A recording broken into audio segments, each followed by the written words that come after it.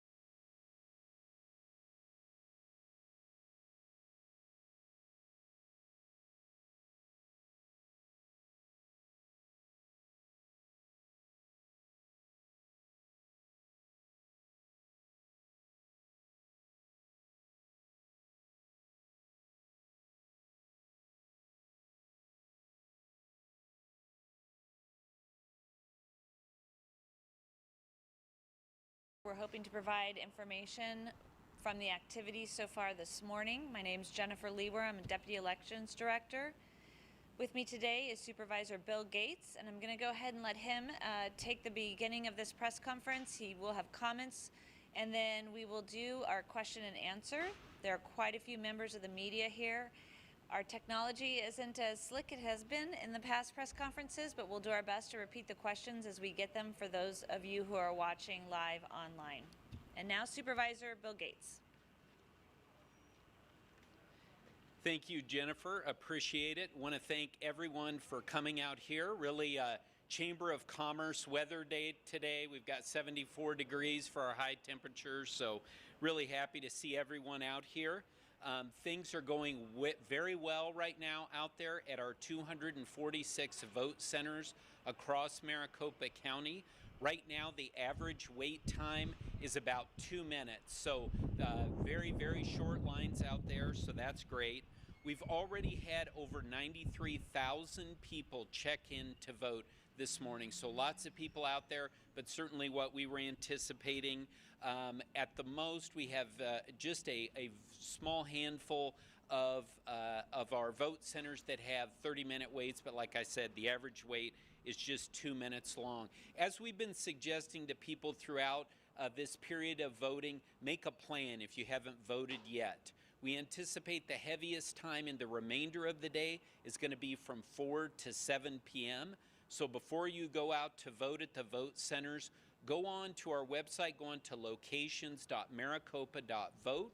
There you can check out all of the vote centers and the current wait times, so you can go to the most convenient vote center and go ahead and vote and then go on with your day. We are grateful for everyone who is working hard here in the tabulation center. We have people working 16, 18-hour days. This is a 24/7 operation, and I really appreciate and I know the Board of Supervisors and the Recorder appreciate all of their hard work. Just one thing to keep in mind, if you get into line at 7 p.m., you will have the opportunity to vote. No matter how long that line is, stay in line and go ahead and vote. As far as any questions about what's going on with the election, if you have concerns about things that you might be reading on social media and elsewhere, please go to our website, justthefacts.vote, where you can get the most up-to-date and you can get accurate information. The first results will be reported this evening around 8 p.m., and we anticipate we'll have approximately 1.2 million ballots that will be reported at 8 p.m. And then as the evening goes on and as we go into the early morning hours of Wednesday, we'll be reporting the results of people who are going to the vote centers and voting in person today. We anticipate that those numbers that we report around 8 p.m., that'll be about 70 to 75% of all of the early ballots have been cast. We've had a lot of excitement for this election, a lot of participation both in early voting, and of course that is continuing on today. So with that, be happy to answer any questions that you might have. And we're going to actually utilize spokesperson Fields to help point people out for their questions, because we are. Yes, Nicole. I was wondering, are you all seeing the misinformation circulating that some vote centers are shut down, and can you address that, how many shut down? Yes, absolutely. No, appreciate that question. There have been no vote centers that have been shut down. We are out there going ahead and servicing the printers as we normally would if there are issues, where people, where we need to update the toner, but there have been no vote centers that have been shut down. Things are moving very smoothly out there today.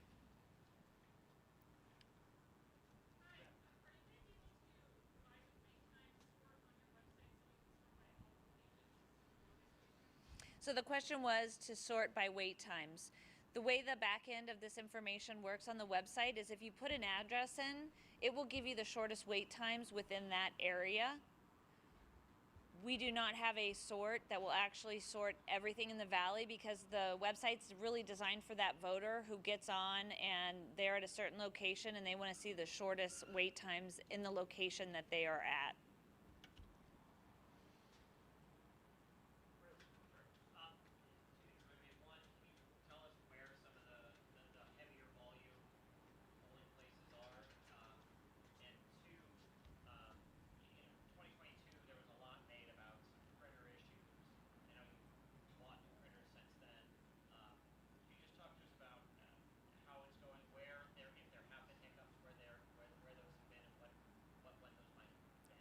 Yeah, so like I said, the printers have been operating very well. The board, we invested $9 million in getting new printers, and those are running very well.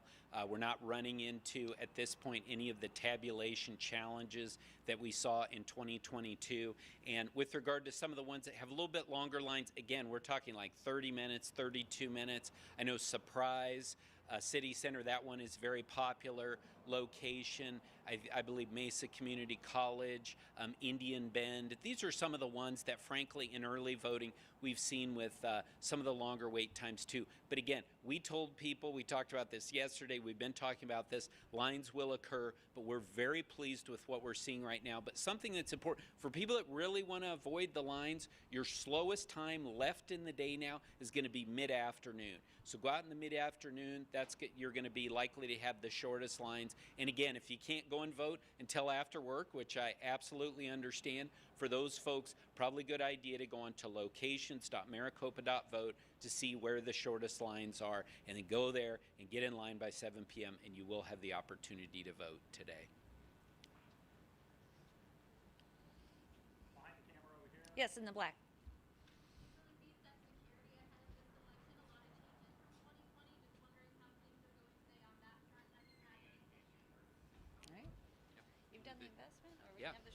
Yeah, well, I would say, first of all, from our perspective, and happy to see if the sheriff has anything to add, we're very proud to have made the investments in security here at this facility and elsewhere.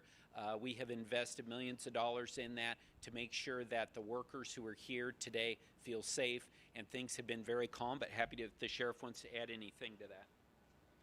Yeah, just real quick, want to thank all the public safety partnership out there. Every agency is dialed up for this. We've done a lot of planning prior to this, and we have several emergency operations centers, communications, cross line, all the way from McTech to Phoenix to our ACTIC. and even the sheriff's office. So those communication lines are continuing with anything that comes up. At this point in time, we've had no credible issues relative to public safety, and we will continue to monitor and assess and have those resources deployed throughout Maricopa County until those polling centers close, and then obviously things will start to wind down over at the tabulation center.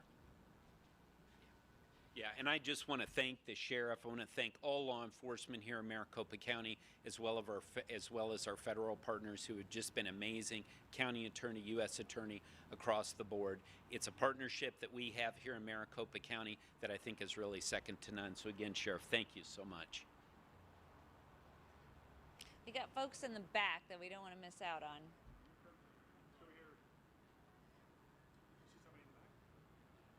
I don't know if they can be seen. Jillian?